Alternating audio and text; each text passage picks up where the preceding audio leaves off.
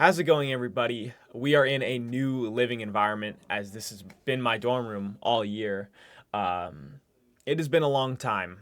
It has been a long time since I posted a video, and I thought there is no better way to break the hiatus than to do a mock draft, my mock draft 1.0 for the 2025 NFL Draft. Of course, the draft is my favorite time of the year. Honestly, the draft is my favorite time of the year, especially as a Jets fan. You can see the flag. We didn't do that great this year, and the combination with them being shit this year, honestly, and the fact that I really wanted to better myself. I wanted to really get into my self improvement. I wanted to really learn myself and really experience life to its fullest. So I took a break.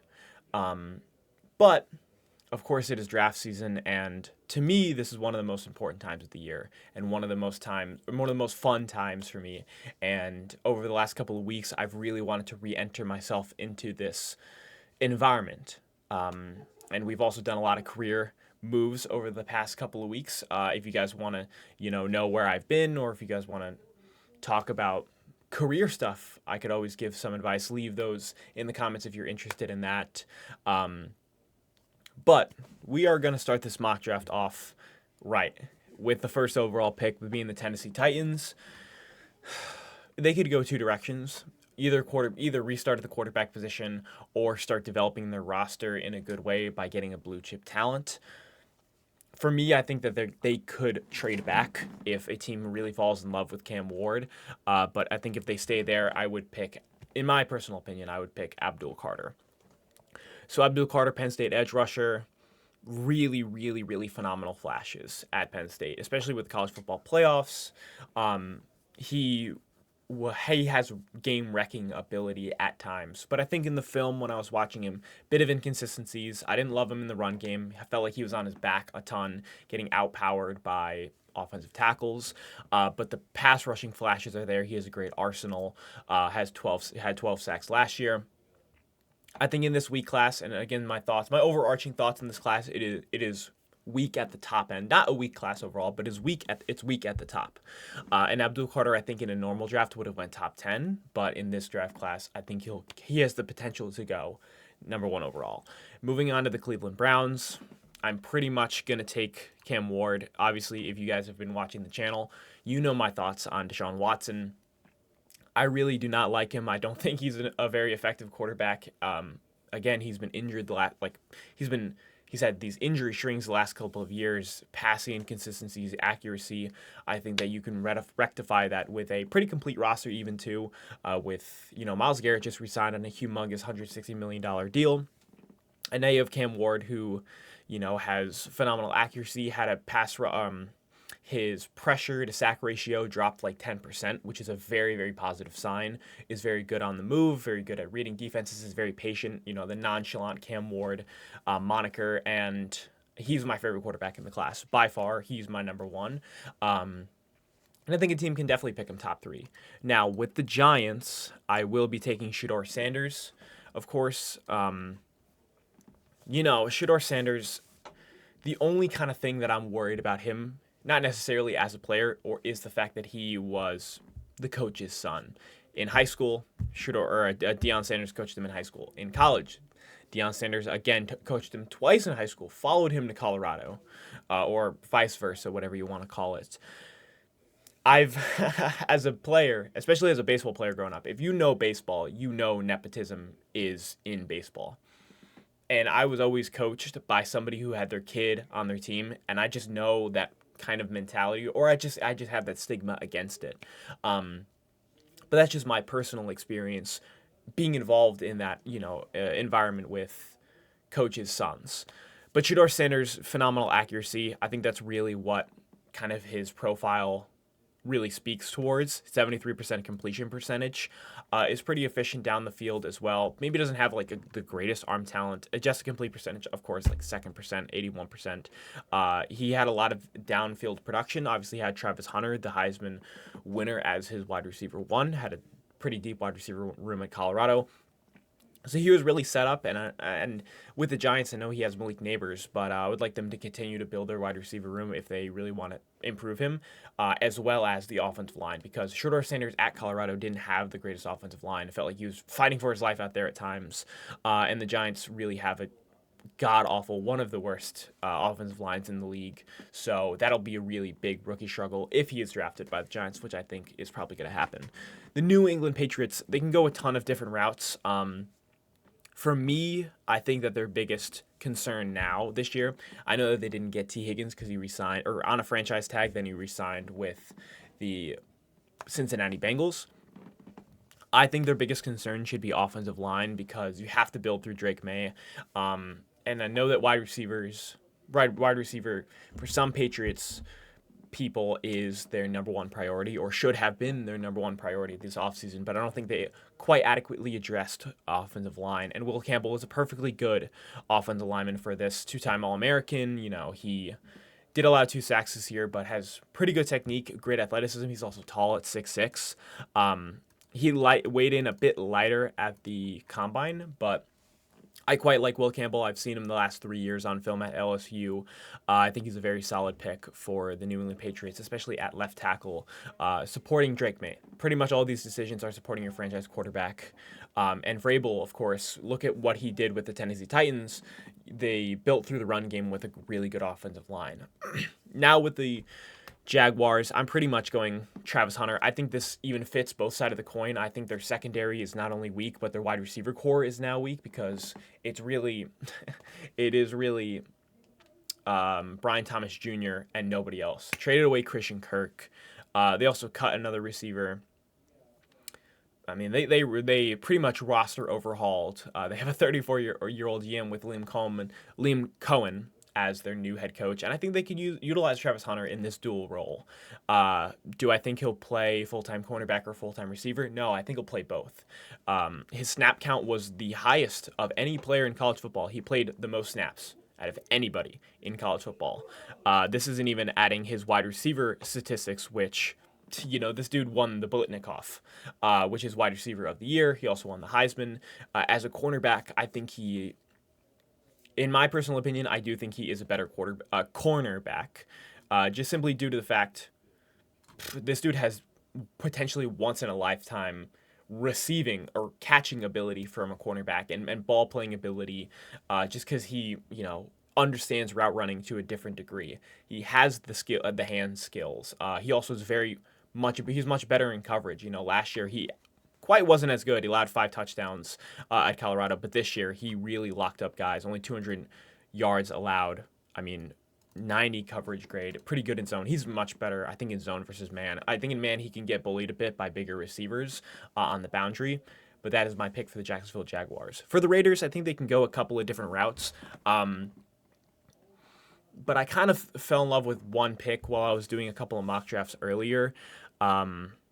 And that is going to be Tetairoa McMillan. I think that they're lacking a bit in wide receiver now after, Devontae Adams left last season due to a trade. They really got Jacoby Myers as their wide receiver 1, and now they have Geno Smith. So for Geno Smith, he's a really vertical passer.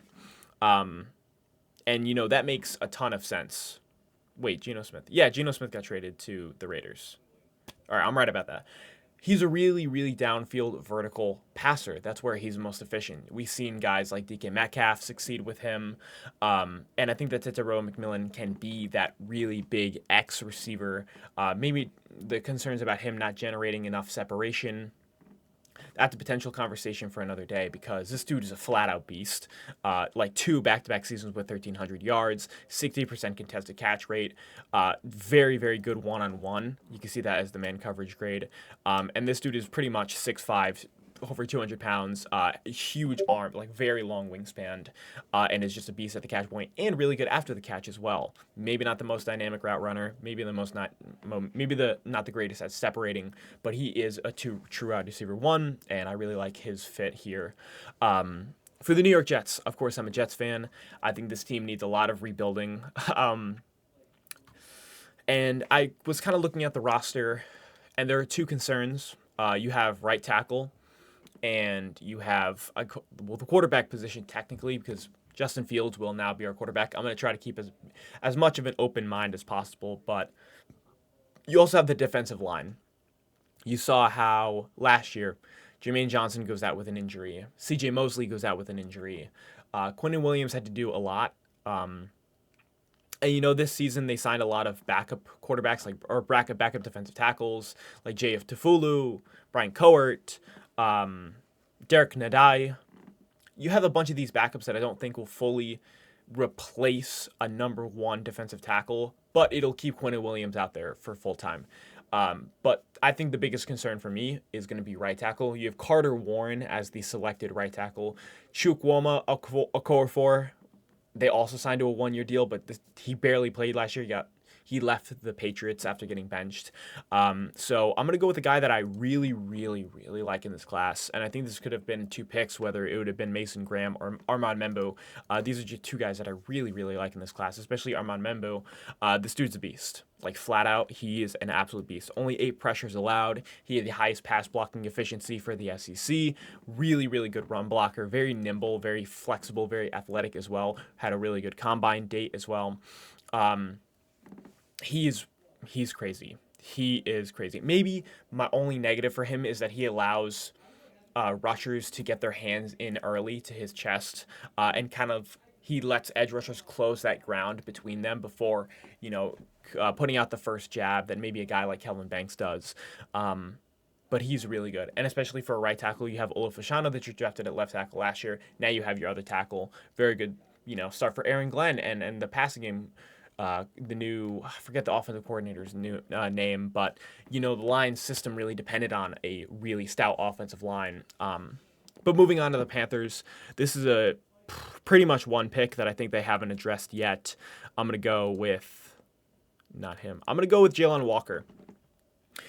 Now, there are a lot of edge rushers in this class. This is a very deep edge rusher class. Outside of, Abdul Carter, you kind of question who goes after him. And there could be a ton of options, with James Pierce, potentially Mike Green, who had a phenomenal Senior Bowl and Combine. But I'm going to go with Jalen Walker, just simply because he's this dual threat type of linebacker. His profile kind of fits that of a strong side linebacker where, he's built more like a bowling ball, 6'2", 245. He went in at the combine at around like 6'1", or came into the combine at around 6'1", and he can run the whole field. Like, this dude is crazy athletic and also crazy explosive. He can play as a quarterback spy. He did that a ton versus Texas, got 3 sacks in that game. And this is also potential because maybe he isn't as defined as a pass rusher just because he played in coverage a lot. I'm trying to show up the statistic. He played in the box 311 times, only played as an edge rusher 249. So he played this dual position. And that's why kind of he fits as this more like strong side linebacker who's more of a blitzer, potentially like a Micah Parsons type of player. But he's really good. Maybe not the greatest within the run game. Some questions about that. Maybe the questions as a secure tackler. That's kind of why he isn't playing that Mike position. But this dude has some potential. That explosiveness is coveted. Especially you can play him anywhere on the defensive line. A gap blitz, B gap blitz, C gap blitz. Bump him out into coverage on a flat. Or you can have him over in the middle as a spy. Ton of versatility with that. As well as for the Panthers. They traded away Brian Burns. They need his replacement. And then for the Saints, I kind of questioned. They're kind of in a tough spot for me. They're really in a tough spot for me. But I'm pretty much going to go with one decision now. There is a clear offensive tackle that is still on the board that I really think they're going to need, and that's Kelvin Banks, notably for the Saints. I think they're going to really try to build through this offensive line. They signed the Eagles offensive coordinator, Kellen Moore, who just came off of a Super Bowl. That Eagles team, dependent on the run game. Of course, with Trevor Penning, Trevor Penning at right tackle is not really what you're looking for. Armand Membu was kind of the guy that I was mocking a lot towards the Saints, but they obviously drafted Taliesin Fuaga last year, who was their left tackle. Didn't have the greatest year, so I think you could probably, Taliesin Fuaga is a natural right tackle. Taliesin Fuaga is a natural right tackle. So now you can actually play a natural left tackle at left tackle, move Fuaga back to right tackle, and then you'll have a very solid young core at tackle. And then for the Saints, of course, Kellen Moore's system is so dependent on the run game. I know that people may be wanting to pick Ashton Jinty, but offensive line, a stout offensive line, especially a stout run blocking offensive line, is very important for that. And Kevin Banks is phenomenal. Like, this dude is a beast. Of course, that one sack was against Jalen Walker, but this dude has played full-time tackle over 900 snaps the last 2 years. He has that experience you're looking for the position. He also has that kind of flexibility, and that, kind of and he can perform those off-angle tackles off-angle blocks, like off of 1 foot. But again, like similar to Armand Membu, kind of lets guys into his chest. Also he doesn't have quite the traits that you may be looking for with a large left tackle. Like, he's 6'4", he doesn't have the longest wingspan, etc. Now for the the Chicago Bears. This is definitely going to be the second option for them, where I really think their main focus in the draft should be offensive tackle and continuing to build around your franchise guy in Caleb Williams, as well as you get Ben Johnson now as your head coach. Offensive guy, probably going to look towards an offensive ability. Again, with the Lions, what did we see? They had a really good offensive tackle unit. We're going to go with Mason Graham because I think there is still a real big need at defensive tackle. And Mason Graham, like, this dude is unbelievable, man. Like, he is unbelievable. His punch, like his first punch, his pass rushing moves, his fluidity for the position, can also play, even this says he's over the B gap. I think he potentially could fit as, a 3-4 defensive end, or as a 3-4 defensive tackle. Phenomenal run defender. Like, he's absolutely stout. I think he had the best run defense grade, a 12% run stop rate for a guy who is under 200, or he actually weighed in at the combine under 300 pounds. This dude moves crazy well. Very good pass rusher as well. National champion at Michigan. I think Mason Graham, I don't think he should be slipping out of the top 10. If he does, some team's getting a really, really good player. Now for the 49ers, who have gone over a complete roster construction. I mean, lose Deebo Samuel. Ayuk is on the trade block. Aaron Banks is now a Packer. You have Dre Greenlaw's gone. Javon Hargrave got cut. Charvarius Ward is a Colt. They lost a ton in free agency. But notably the last one. Charvarius Ward is a really big loss, in my opinion, for them. I think you can kind of replace that Deebo Samuel production with maybe a younger receiver. Maybe if Ricky Pearson can come up with a big sophomore year. I really think they're missing secondary units. Also, Talisa Hufanga. He left in free agency as well. They obviously have Malik Mustafa who will replace him. I think that secondary is an issue, and I'm going to go with my favorite secondary guy. 2 Michigan players back to back. Will Johnson. Will Johnson is my favorite cornerback in this class. Not only did he show out as a freshman in 2022, was crazy insane last year. 0 touchdowns, and as a national champion, 0 touchdowns allowed, 4 interceptions, 30 passer rating. But this year had only 6 games. But in that Ohio State game, like, this dude still flashes. Like, he is still unbelievable. Notably, I mean, in zone and man, I know he didn't have the greatest man coverage grade, but again, another year with 0 touchdowns allowed. Is also the size for a boundary guy, 6'2", 200 pounds. Now he has that experience with 3 years at the boundary, as well as the technique and also the ball playing skills and the anticipation skills. Like, this dude had a pick 6 this year. I think that he is a NFL built cornerback. I really like Will Johnson. I've liked him the last 3 years. I thought he was a first round pick, his sophomore year. I'm going to pick him with the 49ers to address that secondary need. And then, match made in heaven, Dallas Cowboys, Ashton Jinty. This is, of course, like, the Cowboys have made 2 running back moves. Like, they signed Miles Sanders, they signed somebody else. I still think they have Rico Dowell on the roster. They just do really weird moves. Like, this move in a bubble, or this move in a vacuum, wouldn't make sense even by their offseason moves and their decision making. But It's really the match made in heaven that people have been mocking all season. And I'm going to continue to do that because I think that the Cowboys are really missing that run game that they used to have with Ezekiel Elliott back when they were actually good. Still have Dak Prescott on a huge deal, re-signed CeeDee Lamb. Unfortunately, probably going to lose Micah Parsons, but the Ashton Jeanty, in my opinion, if you guys know you didn't know my opinion, but he should have won the Heisman, in my opinion, as well as, unfortunately, didn't end up getting the rushing record. Was just short of 2,600.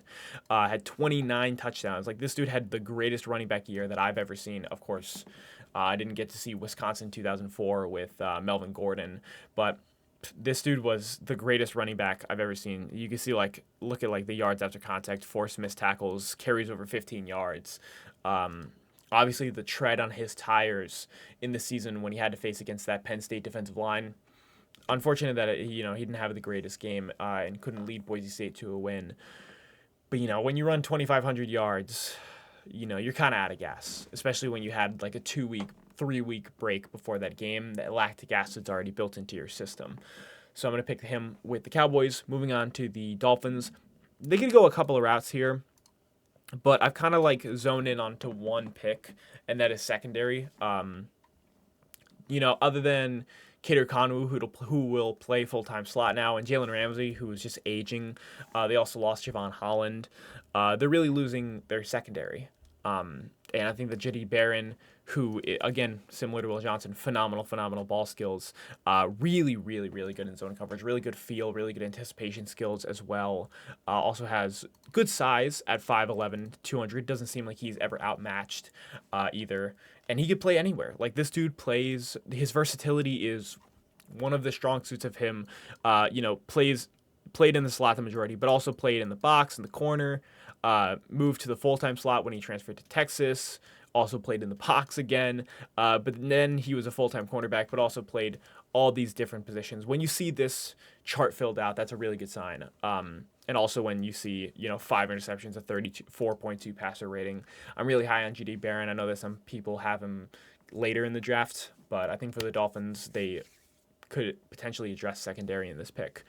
So for the Colts, this could have been a couple of different moves. This could be edge rusher. Well, I think their main potential should be edge rusher, but actually I'm going to go with best player available, some BPA, in Tyler Warren. Again, speaking of J.D. Barron, Tyler Warren's versatility at tight end is pretty nuts, man. I wish they would show the snap count here, but, he took snaps at quarterback, had a passing touchdown, had 5 rushing touchdowns, played at fullback, played an inline tight end, played in the slot. This dude's versatility is crazy. Also, he is around 252 pounds at the combine, 6'6", true 6'6" guy, long wingspan, again, with the contested catch rate.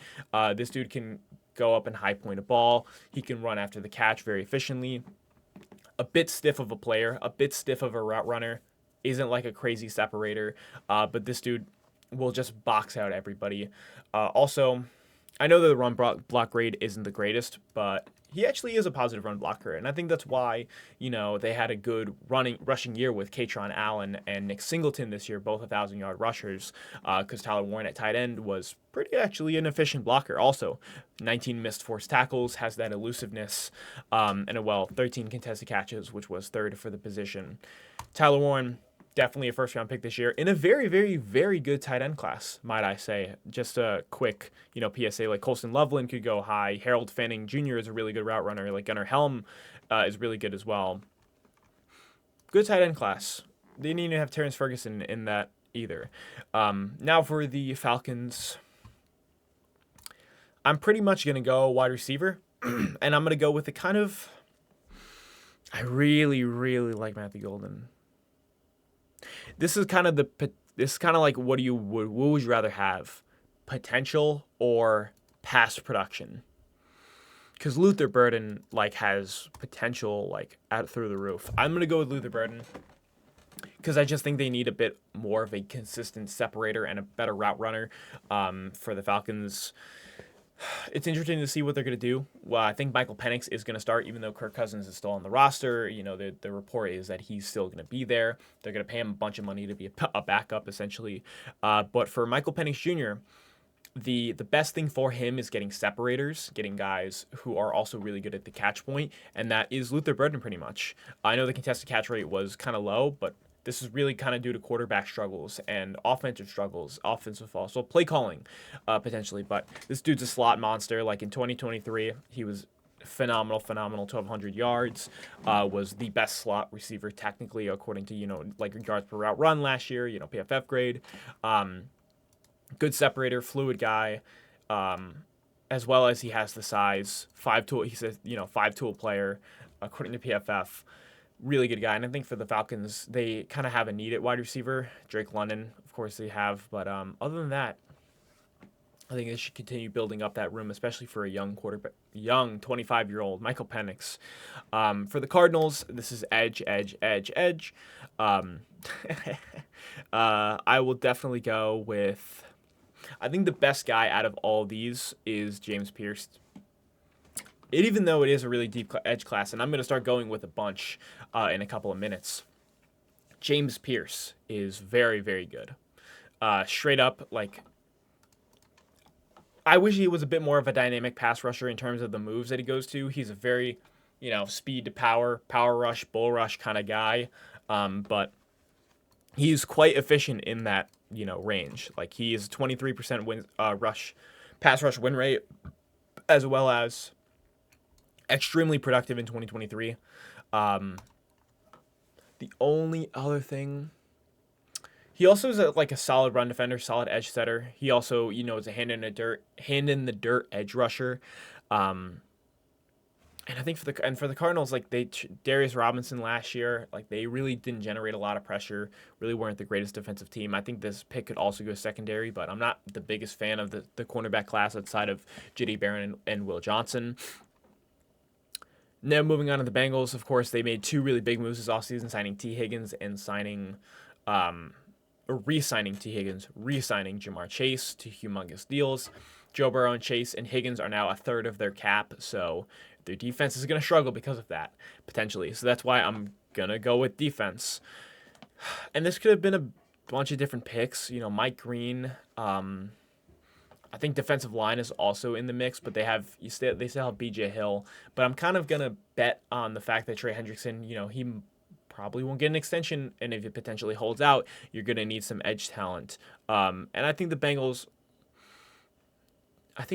could use a bit more consistency, or maybe not consistency. I think they could use, those big plays. And I'm going to go with Mike Green, who's the crash dummy of this class. Big crash dummy guy. Obviously had to leave Virginia Tech. It was VT. Had to leave due to reasons, like SA reasons, which still haven't been explained quite. So potential character issues. However, crash dummy type player, really good tape versus Ohio State. Even though Marshall got killed in that game, this dude demolished pretty much any tackle I think the Marshall plays Conference USA, or whoever he played, he pretty much destroyed. Like, positive run stopper, positive pass rusher, that really like crash dummy-esque type of just put a body to a guy, like try to run through everybody. But he also has that technique. Like he has really good hop ghosts, good pass rush arsenal as well as Senior Bowl. Like absolutely killed it at the Senior Bowl. Was demolishing pretty much everybody he went up against, and was that real big Senior Bowl riser. And that tape is really important to build up guys. For the Seahawks, completely overhauled the roster. Completely overhauled the roster. Traded away DK Metcalf. Traded away Geno Smith. Traded for Cooper Kupp. Also cutting Tyler Lockett. They've gone through a big roster construction with Mike McDaniel and also signing Sam Darnold. Sam Darnold to a 3-year, $100 million deal. So kind of those positions and those offensive concerns are kind of wrapped up. So now I think Mike McDonald really wants to settle in on the defense. And I'm kind of debating on a couple positions. I think you could either go with a potential like Swiss Army knife in Malik Starks, but I just don't know if safety is going to go that high in this class. I know that a lot of people really like, Nick Enmanwari, because he had like one of the greatest combines for a safety ever. And I'm kind of thinking about. I'm also thinking about edge here because I think they could use a bit more of that depth, especially with how their system is. Um, and I think I'm gonna go with potential. I think I'm gonna go with Malachi Starks. This dude is a two-time All-American. Like he is phenomenal. Plays again all over the place, as a free safety, as a strong safety, as a slot cornerback. Like this dude is a absolute beast. 6'1", 205 pounds. Came in a lot around like 5'11", like under 200 pounds at the combine. Um, Again, that positional versatility as well as that anticipation skills and the speed. Ran like a 4.5, which is actually pretty good for a safety. You don't really see like guys like run like a 4.3 like Manwari did. But I don't think Manwari quite has the feel for the game that Malik Starks does. That anticipation that you want to have for a safety, and as well as the kind of restarting or trying to restart that Legion of Boom. Devin Witherspoon was insane last year. Get a really good safety in there. Now for the Tampa Bay Buccaneers, I really would potentially like. I think they're going to go DB in the second round. Yaya Diaby was really phenomenal, but Joe Tryon is a little disappointing at edge. Yaya Diaby was a really big upkeep for them at edge this year. I think I'm still going to go with one though. I'm going to go with a kind of different type, or I'm going to go with a different type of edge rusher, and I'm going to go with Donovan Ezraku. So Ezraku is a bit of a smaller edge. He's around 6'2", 247. At the combine, he came in around those numbers, like 248 at the combine. But this dude is very, very technically sound. Like, reminds me kind of Leatu Latu of last class. Even though they don't have the same physical traits or athletic traits, they're both technique-wise very similar players, and in the way that they win. Donovan Ezraku has a really developed pass rushing arsenal, as well as combining and combinations as well. 14 sacks. No, he had 16 and a half. I know PFF, their sack numbers honestly are the worst because they don't count half sacks, or they give the half sacks to one specific player who gets them first. 16 and a half sacks was second in the FBS this year, as well as he was leading before the bowl game, which Mike Green ended up overtaking him in that game. But again, very technically sound. I think for the Tampa Bay Buccaneers, you kind of have those really big edge rushers and those big guys up front with Vita Vea as well. You could use a bit of a smaller guy who relies on technique. Now with the Broncos, surprisingly made the playoffs last year with rookie Bo Nix. I'm going to continue to give him some help. And I'm going to go with Matthew Golden. I saw the tape with Matthew Golden versus Arizona State. This dude he flashes like crazy. Maybe some hand inconsistencies, maybe fighting through contact, but the jump ball ability and that athletic, just go up and get it is crazy. Very fast player as well. Ran a 4.28 at the combine, but on tape he can run away from guys as well. Really didn't have that crazy of a season before the college football playoffs or before the bowl games, or before the SEC championship. He had 600 yards before a couple of those games. Then he brought his way all the way up to almost 1,000 yards, 9 touchdowns. This dude made waves at the combine.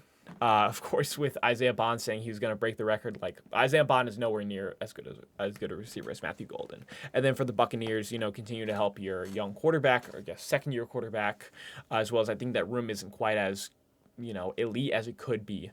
And then for the Steelers, I feel like I want to make a stupid move with them because I don't even agree with this pick. I just want to stir up the pot. Let's keep it fun around here. I don't like this pick at all. If the Steelers do this, I'm going to laugh. But they have no quarterback, pretty much. Russell Wilson could potentially come back. But, Jackson Dart, I don't know why he's going in these, first-round mock drafts. Because, he had, it's really because he had the statistics. 122 passer rating, 29 touchdowns, 6 interceptions, over 4,000 yards. Ole Miss was in the mix for the college football playoffs a lot there. Pretty good as a passer. I'll say this. If the guy is open, Jackson Dart is going to make the throw. That's a very good thing. Those layups and those consistencies, Sure. Do I think his feel for pressure is that good? Do I think he's that great when he gets out of the pocket? How do I think he'll translate to the NFL? Like, he goes into a quarter friendly system with an RPO. Like, you have to have like a specific system for that. And now, can maybe Arthur Smith adjust to that? Probably. Like, I don't. Like, they're gonna draft him. Their offense is gonna be the same as it was with like Russell Wilson and Justin Fields, and even before that with like, I don't even know. Their offense has always been like the last couple of years. Their offense has been boring, but now they have like DK Metcalf. Now they have George Pickens. Jackson Dart can just like, it's like the thread in the needle. Like, sure, Jackson Dart can definitely thread the needle. That's all I got to say about that pick. For the Chargers, I'm really gonna go with an interesting pick here. I'm gonna go with Colston Loveland. So I still really think that Colston Loveland's a great player. I think that it was kind of this quarterback enigma that he had last year. Like, all the games that I watched, like the 4 games that I saw from him, 3 film games. Like, the quarterbacks were shitting the bed. Texas, terrible game. Illinois, terrible game. Like, he just was shot with the worst quarterback play you could imagine. But, as you see with an NFL quarterback, this dude was a monster. Like, this dude was a really, really, really impactful player in the college football playoffs, as well as even this year. Like, the 20 contested catch rate, sure. I think he does have those, like, hand strength. Like, he doesn't come down with as many as I would like him to. And, yeah, maybe that run blocking concerns. Like, he actually is a better run blocker than I thought he was going to be, according to his profile, as like a 6'6", 240-ish pound, 243 at the combine guy. As a pass blocker, like, he is not a good pass blocker. Like, he doesn't have any pass blocking technique.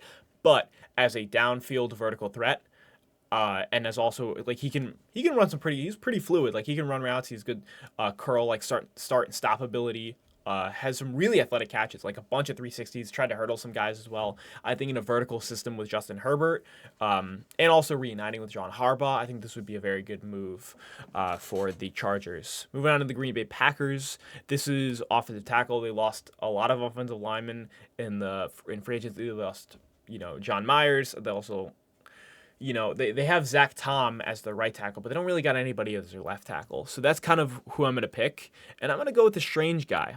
I'm going to go, well, not necessarily strange, but I'm going to go with Gray Zabel over Josh Simmons, who I'll talk about later. But Gray Zabel really interests me. I saw him against Colorado. He was really phenomenal in that game. And also, he kind of showcased at the Senior Bowl that he could play any position that you wanted him to play. Took snaps at center, guard, even both sides, both tackles, both guard positions at center. So he has that flexibility, also that athleticism. Like, he is a really, like, he's 6'6", like, he's a bit smaller. He's a bit smaller for the position. You kind of expect that from an FCS guy, but man, he is just like a very feisty, also really good hand technique as well. Good run blocker, good pass blocker. And then for the Green Bay Packers, I think this could kind of fit both things. Like, they did sign Aaron Banks to a humongous deal, but potentially that could be a flip guard, or that could be, their left tackle. What I'll talk about, like Connery, Arceri, his name's a bit hard to pronounce for me. Josh Simmons, I'll talk about them a bit later. For the Vikings,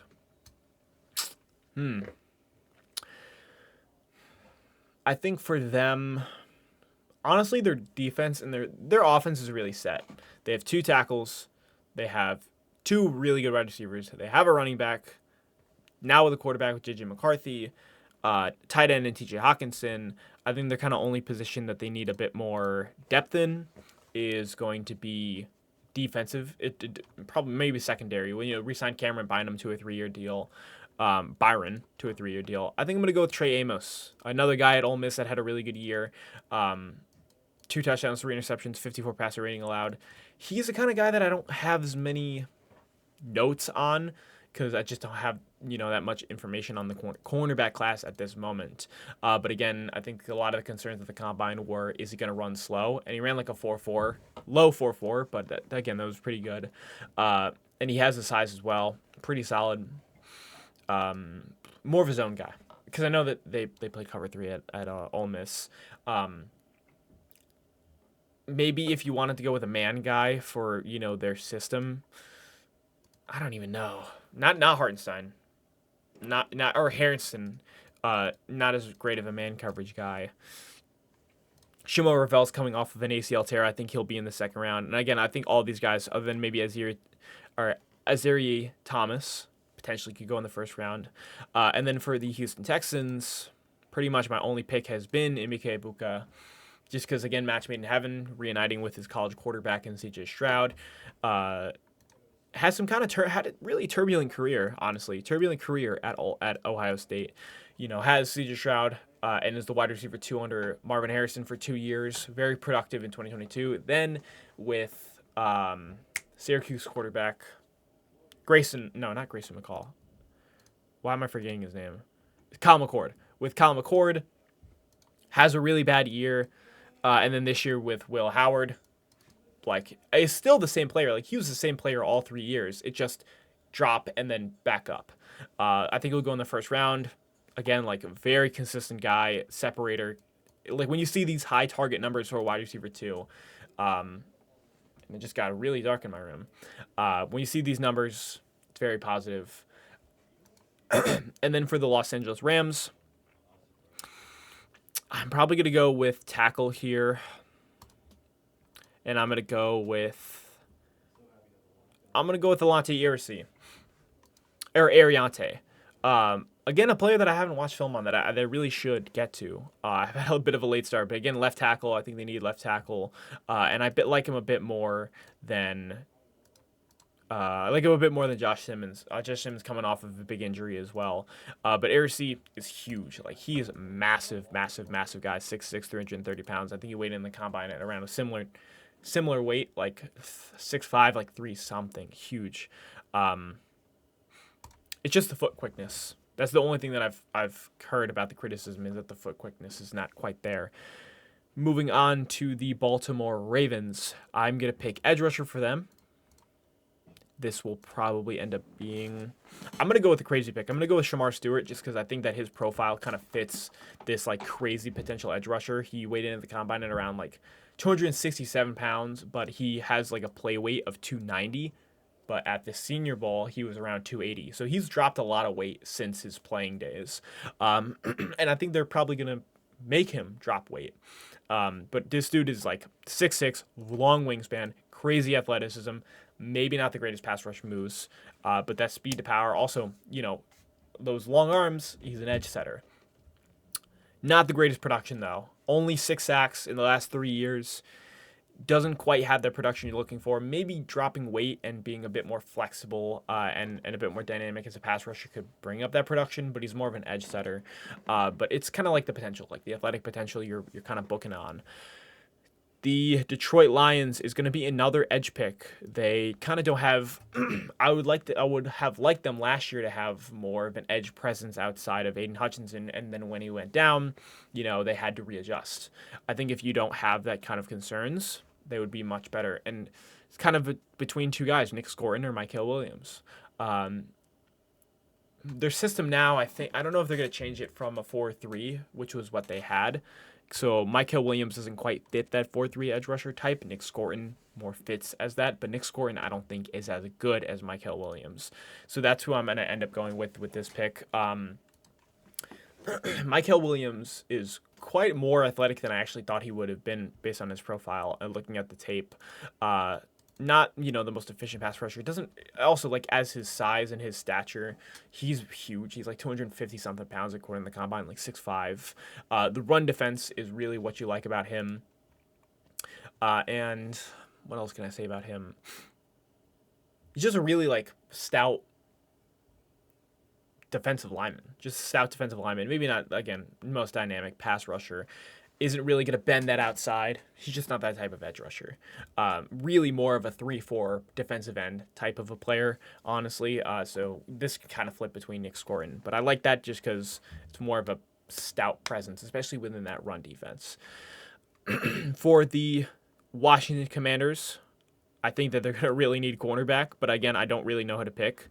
So I'm going to go with Isaiah Thompson. Again, a player that I need to do more film on. FSU was really, really, really bad last year, but then Thomas was one of the only kind of mainstays on that team. Played boundary cornerback, a 50 passer rating allowed, only one interception. Maybe the interception production quite isn't there. Only 2 interceptions in 3 years. Isn't more of a ball playing guy, but is more of a fluid type of coverage guy. A bit smaller. I know he came in a bit lighter at the combine, but through the length, the 85th percentile arms, hand finding is good as well. Probably play zone in the NFL, especially for the Commanders. They play that, but they really just need more secondary help. Benjamin St. Jude was not good last year. Moving on for the Bills, I've kind of tossed and turned on who I want to pick here. Because, again, they're a team that really also needs secondary help, but then they also could build up that edge depth. And I think that's what I'm going to do with Nick Scorton. Nick Scorton is a bit of a bigger edge rusher, 285 pounds, listed at 280. Of course, they weighed in at a similar level at the combine. Again, more of a 3-4 defensive end type of guy, but again, he can probably play more at the outside as a 5 tech, better as a pass rusher than, of course, who I mentioned, Michael Williams earlier. More production in 2023 with 8 sacks. It was like 7, really, in reality. This year, a bit of a drop-off, but is a good edge setter. And, yeah, moving on to the Chiefs, who have lost a ton of offensive linemen. Pretty much this is just going to be offensive tackle. I'm going to go with the best one I think available, Josh Simmons. The only concern is the injury coming off, ACL in 5 games. But he has that flexibility. Ohio State guys have a lot of flexibility with their offensive linemen. Has the positional flexibility and the physical flexibility. Have played right tackle in 2022, flipped over to left tackle the last 2 years, has very much improved from that position. You know, he went from 4 sacks as a right tackle to now this year in 300 offensive snaps, only 1 hurry. Solid pass blocker, flexible, has good hand technique. I'm just concerned about the injury, and I think that'll help or probably make him fall. And then with this pick, I'm going to go with Jihad Campbell. Speak about Jihad Campbell, he kind of, again, like similar to Abdul Carter, or not Abdul Carter, similar to Jalon Walker.